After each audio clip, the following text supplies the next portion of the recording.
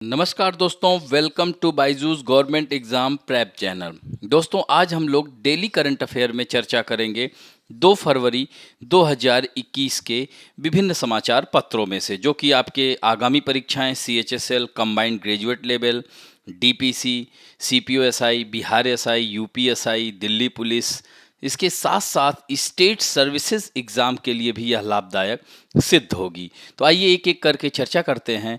राष्ट्रीय मामलों में जैसा कि दोस्तों बजट आ चुका है, उसमें ढेर सारी बातें नई आई हैं। तो बजट के लिए आप लोगों को अलग से यूट्यूब चैनल पर दिया जाएगा मैटर।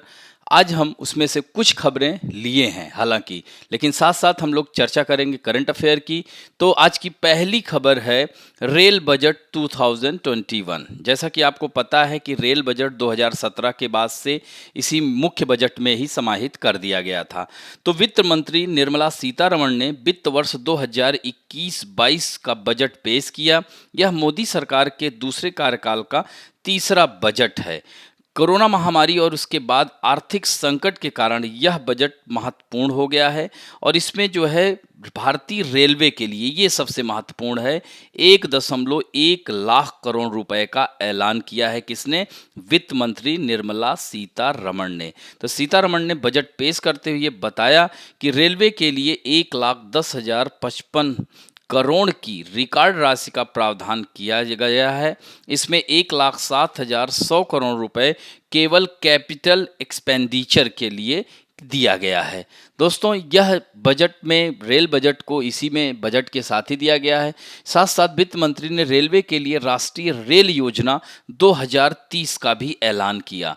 बजट पेश करते हुए वित्त मंत्री निर्मला सीतारमण ने भारतीय रेलवे के लिए देश के लिए एक राष्ट्रीय रेल योजना 2030 तैयार की है। इसका उद्देश्य है कि हमारे उद्योगों के लिए परिवहन लागत को कम करना है। वित्त मंत्री ने बजट में यह भी ऐलान किया कि दिसंबर 2023 तक रेल की बड़ी लाइन का 100% इलेक्ट्रिफिकेशन कर लिया जाएगा, यानी विद्युतीकृत हो जाएंगी। कब? 2023 तक। तो यह जो है रही महत्वपूर्ण। इसमें सीधे सीधे पूछ लिया जाएगा कि वर्ष 2021-22 के लिए इस बार के बजट में सीधे सीधे प्रश्न पूछ लिया जाएगा कि रेल बजट के लिए कितना राशि आवंटित की गई।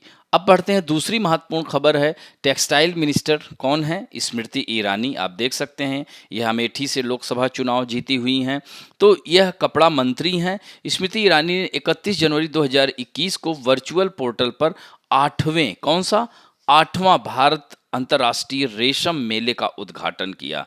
कोविड-19 महामारी के कारण Indian silk export promotion council के वर्चुअल प्लेटफॉर्म पर 5 दिवसीय कार्यक्रम, यानी ये 5 दिन तक चलेगा दोस्तों। तो उद्घाटन किसने किया? स्मृति ईरानी ने। इस मेले में भारत का सबसे बड़ा रेशम मेला माना जाता है लगेगा। इसमें 200 से अधिक विदेशी खरीदार होंगे। भारत में उनके प्रतिनिधियों की समान संख्या 100 से अधिक और प्रसिद्ध बड़ी भारतीय कंपनियों के साथ बातचीत करने के लिए भी इस मेले में भाग ले रही हैं। साथ साथ दोस्तों याद रखना कि भारत विश्व का एक ऐसा मात्र देश है कि रेशम की 4 किस्में शहतूत, एरी, टसर और मूंगा, याद रखेंगे, मलबरी, एरी, टसर और मूंगा। और भारत में सबसे अधिक रेशम का उत्पादन कर्नाटक करता है दोस्तों, यह ध्यान रखेंगे। जैसे विश्व में अगर बात की जाए तो विश्व के 5 प्रमुख उत्पादक देशों में भारत का स्थान आता है। सबसे अधिक रेशम का उत्पादन चीन करता है, दूसरे स्थान पे हमारा भारत आता है। साथ साथ इसका जो याद रखने, बेंगलुरु में देखिए, इसीलिए बेंगलुरु में है national silk worm seed organisation, central silk technological research institute भी बेंगलुरु में ही है। तो ये दोनों संस्थान भी याद रखेंगे। अब बढ़ते हैं, Indian coast guard celebrated its 45th rising day 1 फरवरी 2021 को। दोस्तों, भारतीय कोस्ट गार्ड यानी ICG 1 फरवरी 2021 को अपना 45वां स्थापना दिवस मना रहा है। ICG को औपचारिक रूप से 1 फरवरी 1977 को भारत की संसद के तटरक्षक अधिनियम के द्वारा यानी 1978 द्वारा इसको स्थापित, यानी इसका एस्टेब्लिशमेंट कब हुआ था? 1978। अगर अधिनियम बात की जाए तो 1977। और ये दोस्तों किसके अंतर्गत आएगा? किस मिनिस्ट्री के अंतर्गत? तो रक्षा मंत्रालय के अंतर्गत आता है। तो ये भी पॉइंट ध्यान रखेंगे दोस्तों।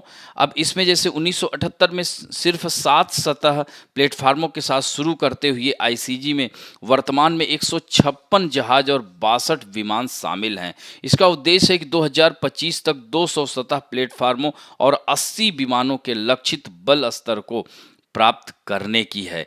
दोस्तों, इसमें एक बहुत ही महत्वपूर्ण बात यह है कि इसका जो मोटो है, कभी कभी ये भी आ जाता है वयम रक्षाम, यानी ये देख सकते हैं वयम रक्षाम, हम रक्षा करते हैं।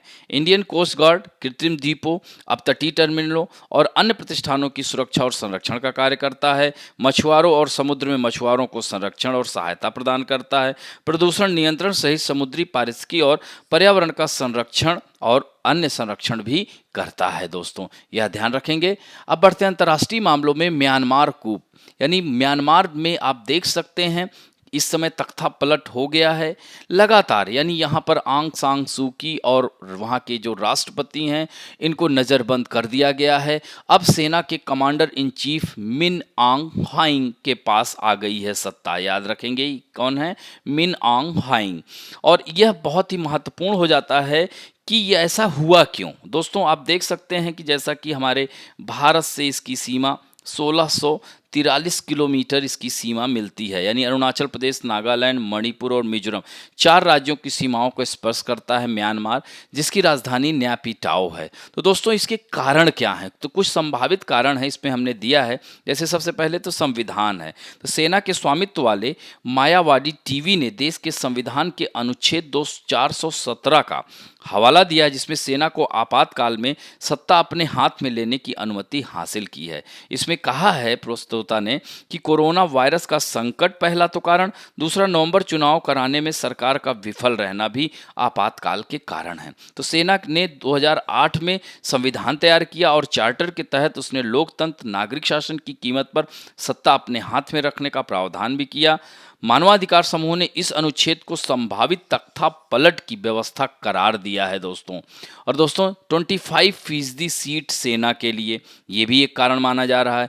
यानी संविधान में कैबिनेट के मुख्य मंत्रालय और संसद में 25% सीट सेना के लिए आरक्षित है, जिसमें नागरिक सरकार की शक्ति सीमित रह जाती है। तो इसका भी एक कारण माना जा रहा है। और तीसरा महत्वपूर्ण कारण है कि अंदरूनी सैन्य शक्ति की वजह से, यानी म्यांमार के नागरिक और सैन्य संबंधों पर शोध करने वाले केम जोलीफे ने कहा कि इसकी वजह है अंदरूनी सैन्य राजनीति, जो काफ़ी अपारदर्शी है, यानी पार्शियलिटी नहीं है। यह उन समीकरणों की वजह से हो सकता है कि अंदरूनी तख्ता पलट हो और सेना के अंदर अपना प्रभुत्व कायम रखने का तरीका हो। सेना ने उपराष्ट्रपति मिंट स्वे को 1 वर्ष के लिए सरकार का प्रमुख बनाया है, जो पहले सैन्य अधिकारी भी रह चुके हैं। और दोस्तों, आगे क्या होगा? तो विश्व भर की सरकारों, अंतर्राष्ट्रीय संगठनों ने इसकी बहुत कड़े शब्दों में निंदा की है। हमारे देश ने भी की है कि चूंकि वहाँ पर लोकतंत्रात्मक बहाली हो गई थी। आंग सांग सूकी पिछले 17 वर्ष तक उनको संघर्ष करना पड़ा। उसके बाद यहाँ पर देख सकते हैं 2010 में म्यांमार में आम चुनाव हुए और 2011 में म्यांमार में नागरिक सेना बनी और उसके बाद जनता द्वारा चुने हुए प्रतिनिधियों को राज करने का मौका मिला। यानी 1962 से लेकर 2011 तक मिलिट्री शासन की मतलब तानाशाही रही है। दोस्तों, तो फिर से यह इस तरह से किया गया। इस पर पूरा विश्व, अमेरिका सहित देशों ने इसकी निंदा की है कि ऐसा क्यों घटित हुआ। हालांकि जबकि आंग सांग सूकी और सेना के बीच संबंध काफ़ी अच्छे थे, इसके बावजूद भी यह तख्ता पलट कहीं से भी ठीक नज़र नहीं आ रहा है। तो यह महत्वपूर्ण इसलिए हो जाता है। दोस्तों, इसमें और भी बातें हैं कि पड़ोसी मुल्क म्यांमार, जैसे अब भारत में तख्ता पलट, तो अब भारत का इस पर क्या असर पड़ेगा? भारत से इसके संबंध अच्छे हैं। खासकर जो है चीन की, जो कह सकते हैं कि सब लोगों ने इस पर टीका टिप्पणी किया लेकिन चीन ने नहीं किया, तो इसके पीछे क्या कारण है, ये भी बात चल रही है। तो अब ऐसे में भारत के लिए बेहद महत्वपूर्ण है, भारत को इस पर ध्यान देना होगा। यानी भारत की स्थिति इस पर बराबर नज़र रखनी होगी, क्योंकि इस तरह से अब जब वहाँ पे सेना ने कब्जा कर लिया है, तो अब ऐसे में नए तरीके से संबंधों को स्थापित करने की आवश्यकता होगी।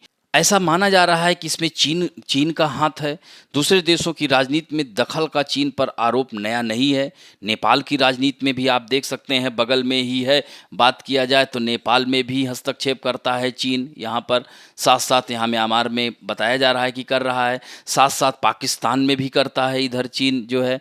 तो इस तरह से कह सकते हैं कि देश के अंदर राजनीतिक दलों ने भी इस पर सवाल किया है कि चीन की राजदूत हाओ यांग की राजनीति में ज़रूरत से ज़्यादा हस्तक्षेप क्यों कर रही हैं। यहाँ तक कि देश की सत्ताधारी नेपाली कम्युनिस्ट पार्टी में दो फाड़ के बीच यांकी ने प्रधानमंत्री केपी शर्मा ओली और राष्ट्रपति विद्यादेवी भंडारी और ओली के प्रतिद्वंदी नेता पुष्प कुमार दहल प्रचंड से मुलाकातें भी की थी। तो ऐसा माना जा रहा है कि म्यांमार में भी इन्हीं का हाथ है। दोस्तों ऐसा माना जा रहा है कि चूंकि इसमें तख्ता पलट में कहीं ना कहीं चूंकि काफ़ी निवेश किया है, चीन म्यांमार का प्रमुख आर्थिक भागीदार है। उसने यहाँ पर खनन, आधारभूत संरचना, गैस पाइपलाइन परियोजनाओं में अरबों डॉलर का निवेश किया है। चीन ने म्यांमार में काफ़ी निवेश किया है। पिछले साल राष्ट्रपति शी जिनपिंग यहाँ के दौरे पर भी आए थे। उन्होंने 33 क्षेत्रों में जो है हस्ताक्षर किए हैं। तो इस तरह से चीन ने देश की राजनीति में अहम भूमिका निभाई है और पिछले सैन्य तानाशाह सरकार के साथ भी रहा है। लेकिन आंग सान सू की के आने के बाद उनके साथ भी चीन के संबंध अच्छे रहे हैं। हालांकि इस पर मैं टीका टिप्पणी नहीं कर सकता हूं। जो खबरें हैं उसी के माध्यम से ये कहा जा रहा है कि चीन को इस बात की चिंता एकदम नहीं है। चीन तख्ता पलट का स्वागत नहीं करेगा।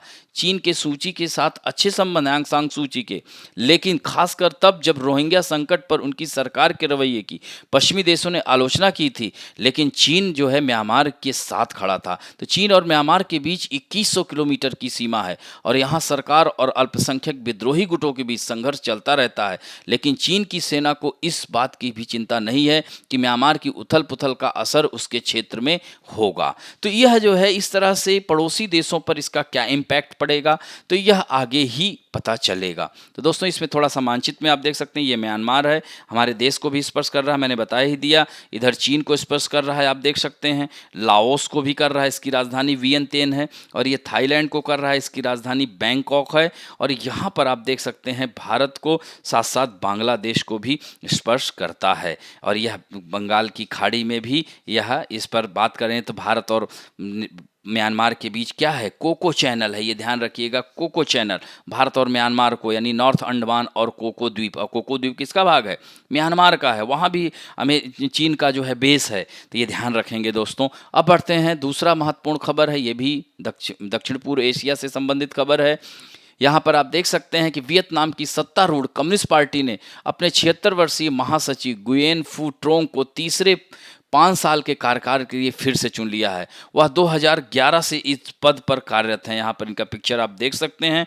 ट्रोंग को चुनाव लड़ने की छूट दी गई थी, हालांकि वह 65 वर्ष की उम्र की सीमा से ऊपर थे। वियतनाम में एक कम्युनिस्ट सरकार है, जिसका अर्थ है कि देश के पास शीर्ष पर एक भी मजबूत व्यक्ति नहीं है। 4 मुख्य नेता हैं, जिसमें सामूहिक रूप से इसको चलाते हैं कम्युनिस्ट पार्टी के महासचिव, प्रधानमंत्री, राष्ट्रपति और नेशनल असेंबली की कुर्सी। तो इस तरह से आप देख सकते हैं। और महासचिव वियतनाम की कम्युनिस्ट पार्टी का सर्वोच्च कार्यालय है। ट्रोंग 2018 से वियतनाम के राष्ट्रपति का पद संभाल रहे हैं, तो ये भी ध्यान रखेंगे। और वियतनाम की राजधानी क्या है दोस्तों, हनोई है। अब बढ़ते हैं व्यक्तित्व में बात करेंगे। Lieutenant general Chandi Prasad Mohanty takes over as deputy chief of army. तो लेफ्टिनेंट जनरल चंडी प्रसाद मोहंती ने सेना उप प्रमुख का कार्यभार संभाल लिया है। इससे पहले लेफ्टिनेंट जनरल एस.के. सैनी इस पद पर थे, जो रविवार को सेवानिवृत्त हुए हैं, यानी रिटायर हो गए हैं। लेफ्टिनेंट जनरल मोहंती ने 4 दशक के अपने सेवा काल में कई अहम पदों पर काम किया है दोस्तों। वर्तमान में वह सेना की दक्षिणी कमान के प्रमुख भी थे। लेफ्टिनेंट जनरल मोहंती ने भारतीय सैन्य अकादमी देहरादून, राष्ट्रीय रक्षा अकादमी खड़गवासला से शिक्षा और प्रशिक्षण प्राप्त किया था और 1982 को राजपूत रेजिमेंट में वो शामिल हुए थे। उन्होंने वास्तविक नियंत्रण रेखा यानी LAC के संभालने के अलावा डेमोक्रेटिक रिपब्लिक ऑफ कॉन्गो में बहुराष्ट्रीय संयुक्त राष्ट्र ब्रिगेड का भी नेतृत्व किया है। ये इनका पिक्चर है दोस्तों। अब बढ़ते हैं next. Facebook hire Henry Moniz as its first chief compliance officer.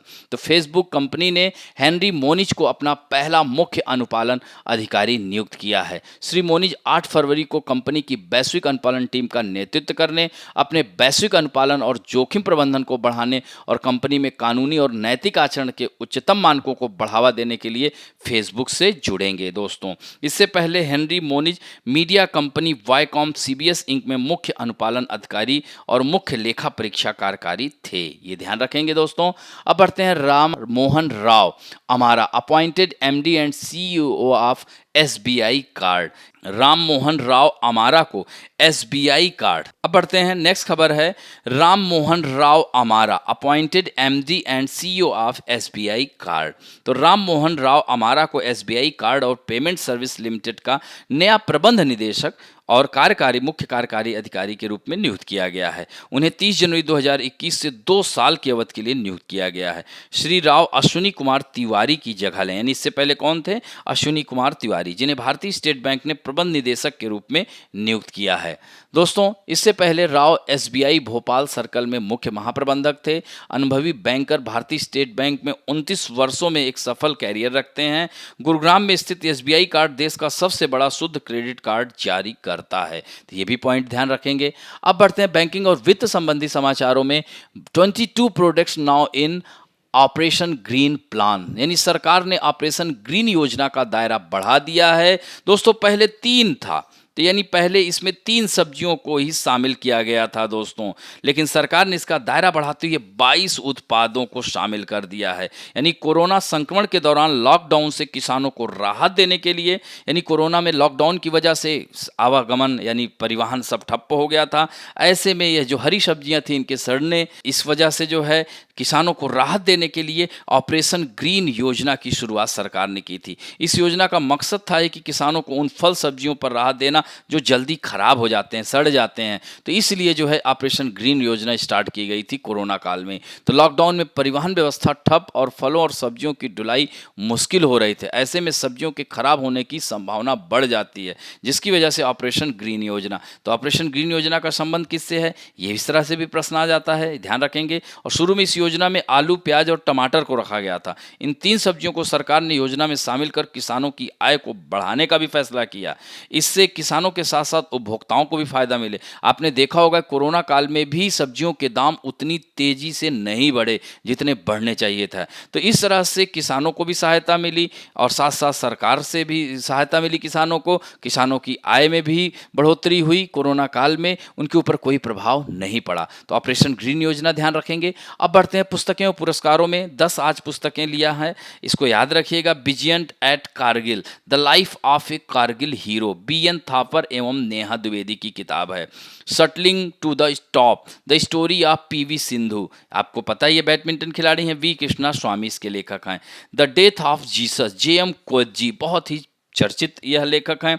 Tiger speak, Hariom Tiwari की पुस्तक है। भारत में उद्यमिता, कलराज मिश्र, भारतीय जनता पार्टी के वरिष्ठ नेता के रूप में इनकी गिनती होती है। और दोस्तों, Wuhan diary, dispatch from A quarantine city, यह बहुत ही चर्चित किताब है, इसको याद रखिएगा। फांग फांग, द इका बाग के JK Rowling, save youth save nation, Seema Hingonia है इसकी। तो ये 10 किताब को याद रखिएगा। His Holiness the 14th Dalai Lama an illustrated biography Tenzin Geyche Tethong, यानी इसके लेखक हैं, ये ध्यान रखेंगे। मगधनामा के याद रखेंगे कुमार निर्मलेंदु। अब बात करते हैं दोस्तों खेल समाचारों में। इजिप्ट 2021 हैंडबॉल वर्ल्ड चैंपियनशिप, ये देख रहे हैं प्रतियोगिता जीत लिया है किसने? फाइनल में डेनमार्क ने स्वीडन को 26-24 से हराकर एक बार विश्व चैंपियन फिर से बन गया है। दोस्तों 2019 से पहले डेनमार्क इस टूर्नामेंट को कभी नहीं जीता था। अब 2021 में बैक टू बैक विश्व चैंपियन और गत ओलंपिक चैंपियन भी है। मिकेल हैंसन एक बार फिर हीरो थे। उन्होंने 219वें प्रदर्शन में 7 गोल किए, जिसमें डेनिश शर्ट में उन्होंने 1100 से अधिक गोल हो गए हैं। दोस्तों कप्तान याद रखना इनका नाम भी, निकलास लैंडिन ने भी स्वीडिश अटैक से अपनी टीम को 15 बार सेव कर मैच में पकड़ बनाए रखा। और स्पेन ने फ्रांस को 35-29 से हराया और कांस्य पदक जीता, ये भी ध्यान रखेंगे। अब बढ़ते हैं दोस्तों, India women hockey team plays draw with Argentina. लगातार आप लोग देखे होंगे, इस पर खबरें अक्सर मैंने चर्चा की है। तो भारतीय महिला हॉकी टीम ने बेहतर प्रदर्शन करते हुए अर्जेंटीना दौरे का अंत मेजबान टीम के खिलाफ 1-1 से ड्रॉ के साथ किया। दुनिया की दूसरे नंबर की, याद रखना, दूसरे नंबर की टीम के खिलाफ कप्तान रानी ने 35वें मिनट में गोल दागा, जबकि मेजबान के लिए एमिलिया फोर्चेरियो ने पेनाल्टी स्ट्रोक पर गोल किया। और यह भारतीय टीम का चौथा मैच था, जबकि तीसरा मैच बारिश के कारण रद्द हो गया था। इससे पहले भारत ने अर्जेंटीना की जूनियर टीम से 2-2 और 1-1 से ड्रा खेला, जबकि अर्जेंटीना की बी टीम से 1-2 और 2-3 से हार गई थी। तो अर्जेंटीना की सीनियर टीम के खिलाफ भारत पहले 2 मैच 2-3 और 0-2 से हार गई थी। यह ध्यान रखेंगे दोस्तों। अब बढ़ते हैं महत्वपूर्ण दिवस में। आज वेटलैंड डे है दोस्तों, जिसे आर्द्र भूमियाँ कहते हैं। भारत में जैसे आर्द्र भूमियाँ, हाँ, इस पर हम लोग पहले भी काफ़ी चर्चा कर चुके हैं। तो दोस्तों वेटलैंड दिवस 2 फरवरी को आज ही के दिन मनाया जाता है। जैसे भारत में वर्तमान में 42 वेटलैंड हैं। तो दोस्तों 1971 में 2 फरवरी 1971 को ईरान के रामसर में यह कन्वेंशन हुआ था। तो 2 फरवरी को सेलिब्रेट किया जाता है, यानी नदियों, झीलों, तालाबों आदि की खराब होती स्थिति को देखते हुए 1971 में 2 फरवरी को ईरान के रामसर वेटलैंड कन्वेंशन को अपनाया गया और आर्द्र भूमियों के संरक्षण के लिए एक संधि पर हस्ताक्षर किया गया था। विश्व आर्द्र भूमि दिवस 2 फरवरी 1997 को रामसर सम्मेलन के 16 वर्ष पूर्ण होने पर मनाया गया था। और दोस्तों आर्द्र भूमि वेटलैंड रामसर 2021 के लिए स्वीकृत की गई जो थीम है, याद रखना, आर्द्र भूमि और जल है। ये भी पॉइंट ध्यान रखेंगे दोस्तों। तो यह पॉइंट है। और वेटलैंड के बारे में पहले आपको बहुत सारा बता चुका हूँ। जो 42वां था वो लद्दाख का सोकार, ध्यान रखेंगे। और जो है, और इससे पहले बहुत सारे वेटलैंड हैं, जैसे जम्मू कश्मीर का सोमोरीरी, उत्तर प्रदेश का सुर सरोवर, वुलर लेक, बेम्बानाट, इस तरह से टोटल 42 वेटलैंड वर्तमान में हैं। अब बात करते हैं दोस्तों, let us talk about some important fact में। आज हम बात करेंगे भारत के गवर्नर जनरल और वायसराय की। तो दोस्तों गवर्नर जनरल, वायसराय या गवर्नर, सबसे पहले बंगाल का गवर्नर होता था। तो एक एक करके, जैसे बंगाल का प्रथम गवर्नर यानी बंगाल के पहला गवर्नर रॉबर्ट क्लाइव 1757 में। दोस्तों 1773 के रेगुलेटिंग एक्ट के बाद बंगाल का गवर्नर ही गवर्नर जनरल कहलाया जाने लगा। यह ध्यान रखेंगे बिंदु। कब से? 1773 रेगुलेटिंग एक्ट के तहत। यानी याद रखेंगे कि अब रेगुलेटिंग एक्ट के बाद बंगाल का गवर्नर क्या कहलाएगा? बंगाल का गवर्नर जनरल। तो इस तरह से कह सकते हैं कि बंगाल का अंतिम गवर्नर कौन था? वारेन हेस्टिंग, और वही बंगाल का प्रथम गवर्नर जनरल बना। ये याद रखेंगे दोस्तों। फिर उसके बाद 1833 से बंगाल का गवर्नर जनरल भारत का गवर्नर जनरल कहलाया जाने लगा। तो इस तरह से कह सकते हैं कि बंगाल का अंतिम governor general Lord William Bentinck था, वही जो है भारत का पहला गवर्नर जनरल बना, विलियम बेंटिक 1833 में दोस्तों। फिर उसके बाद आप देखेंगे कि 1858 में भारत का गवर्नर जनरल वायसराय कहलाया जाने लगा। 1858 में 1857 की क्रांति के बाद आपने देखा होगा भारत सरकार अधिनियम 1858 पारित हुआ, जिसमें भारत के गवर्नर जनरल का नाम बदलकर भारत का वायसराय कर दिया गया। और इस तरह से भारत के पहले वायसराय ही भारत के अंतिम गवर्नर जनरल, यानी कह सकते हैं ब्रिटिश भारत के अंतिम गवर्नर जनरल कौन थे? याद रखना, लॉर्ड कैनिंग, और वही भारत के प्रथम वायसराय 1858 में बने। और दोस्तों भारत के प्रथम एवं अंतिम गवर्नर जनरल कह सकते हैं लॉर्ड माउंटबेटन 1947 में। इवन स्वतंत्र भारत के भी कह सकते हैं। तो वह भारत स्वतंत्र हुआ था, तो स्वतंत्र भारत में जैसे पंडित जवाहरलाल नेहरू जी को इन्होंने ही शपथ दिलाई थी लॉर्ड माउंटबेटन ने। उसके बाद गवर्नर जनरल भी कह सकते हैं स्वतंत्र भारत के प्रथम एवं अंतिम गवर्नर जनरल सी राजगोपालाचारी, और 1950 में स्थायी रूप से यह पद गवर्नर जनरल पद समाप्त कर दिया गया। तो दोस्तों जैसे कि विलियम बेंटिक जब गवर्नर जनरल, भारत का गवर्नर जनरल बनाया गया, तो इस पद का मुख्य उद्देश्य यही था कि ईस्ट इंडिया कंपनी के कोर्ट ऑफ डायरेक्टर को रिपोर्ट करना था।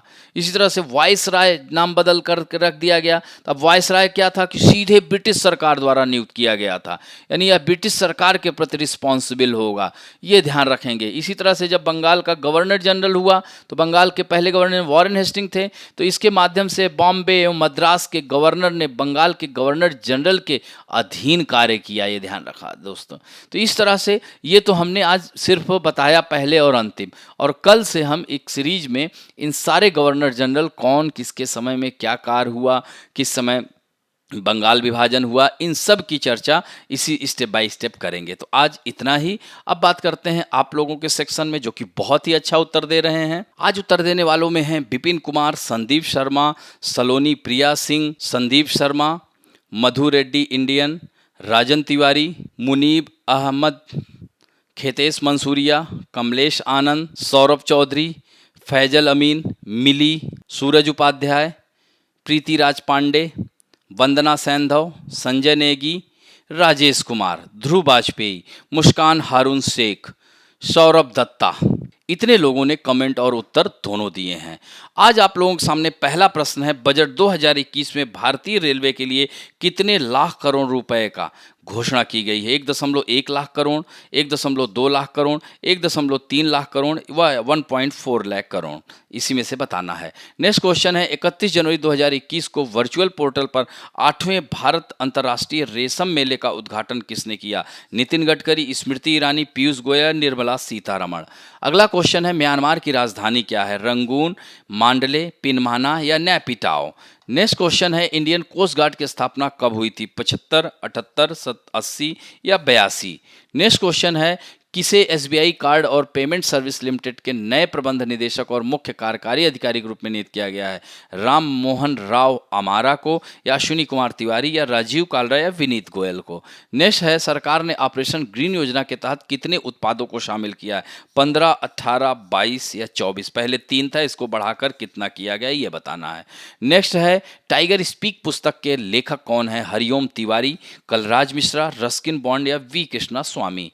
नेक्स्ट है, हैंडबॉल विश्व चैंपियनशिप 2021 खिताब किस देश ने जीता? डेनमार्क, स्वीडन, फ्रांस या स्पेन ने।